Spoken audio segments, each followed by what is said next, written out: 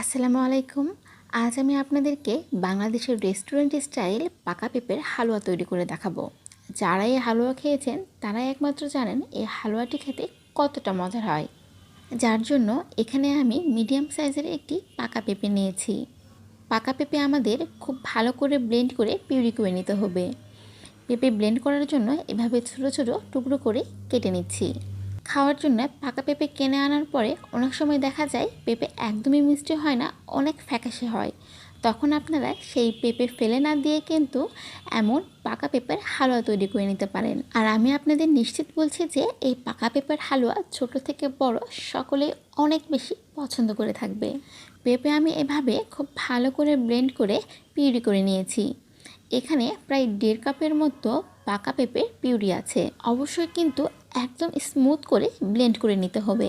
এখন চুলায় একটি প্যান উঠিয়ে দিয়ে তাতে প্রায় 2 টেবিল চামচের মতো ঘি দিয়ে দিচ্ছি। এই খাঁটি গাওয়া ঘি কিন্তু আমার হোমমেড তৈরি করা। আমি খুব শীঘ্রই এর রেসিপি আপনাদের সাথে শেয়ার করব। ঘি হালকা গরম হয়ে আসলে এর মধ্যে আমি দিয়ে দিচ্ছি 2 টুকরো দারুচিনি আর 3 থেকে 4টি মুখ ফেটিয়ে নেওয়া সাদা এলাচ। এখন 30 সেকেন্ডের মতো এভাবে অনবরত একটু নেড়েচেড়ে নিতে হবে।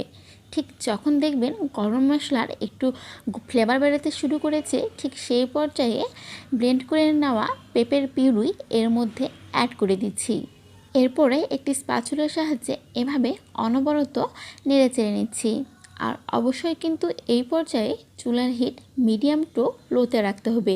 আর অনবরত কিন্তু এভাবে নেড়েচেড়ে যেতে হবে, তা না হলে কিন্তু নিচের দিকে লেগে যাবে। মিনিট খানেক পর এর মধ্যে আমি দিয়ে দিচ্ছি প্রায় 1/2 কাপের মতো চিনি এখানে আপনারা আপনাদের স্বাদ অনুযায়ী আর পেঁপে কতটা মিষ্টি তার উপর নির্ভর করে কম বা বেশি করে নেবেন।